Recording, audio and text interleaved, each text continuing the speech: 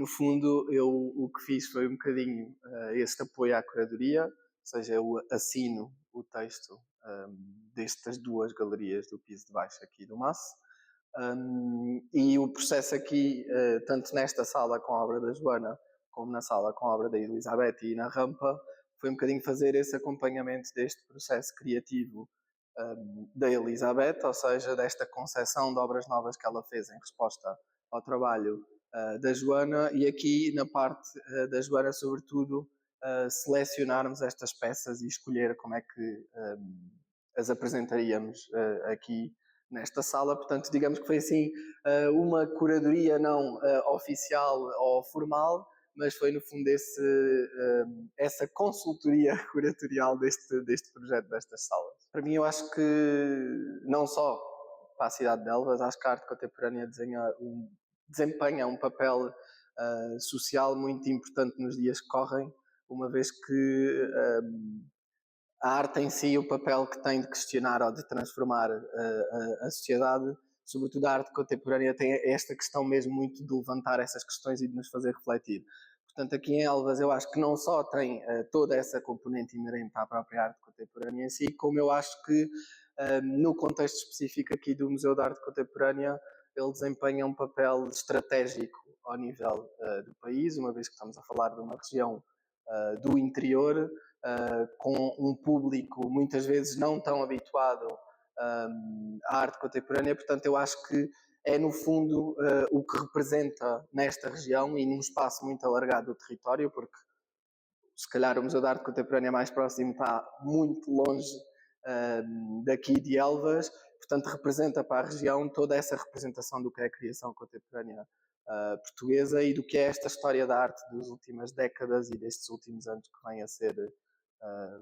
tem vindo a ser feita. Eu vejo o público de Elvas, isto é claro que isto vai ser sempre uma perspectiva muito pessoal,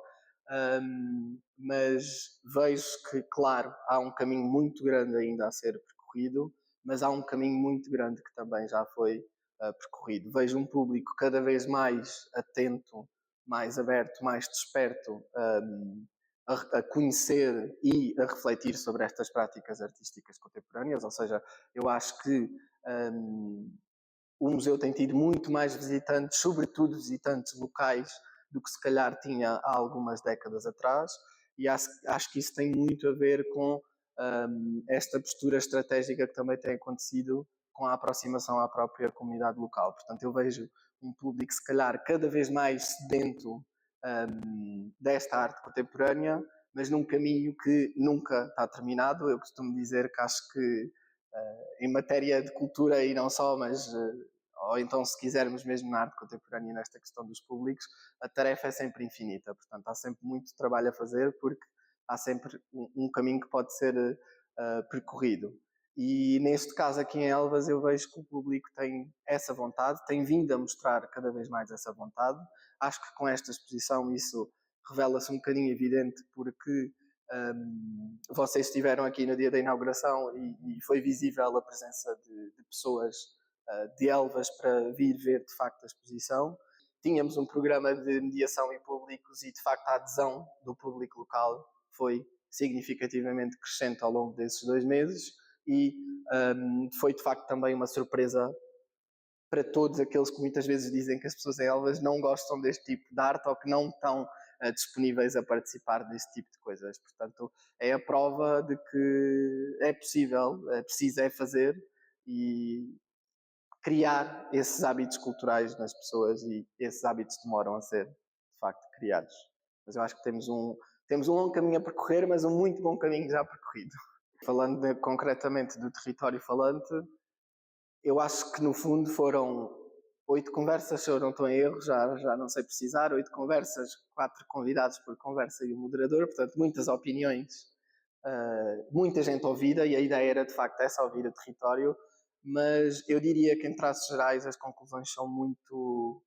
semelhantes ou transversais a todos, que é de facto que Elvas é um terreno muito fértil, tem a parte boa de quando o terreno não está sobrecarregado de atividade ou de associações ou de iniciativas, significa que há muito espaço livre para se poder criar e experimentar, que eu acho que muitas vezes é o mais importante, é esta ideia da experimentação e de tentar fazer novo. Tem que haver, sim, políticas culturais que deem resposta a essa vontade por parte dos agentes, por parte dos artistas, por parte das associações. Isso acho que sim que é um caminho que ainda tem mesmo que ser percorrido, mas que também tem havido melhorias, digamos, nesse aspecto.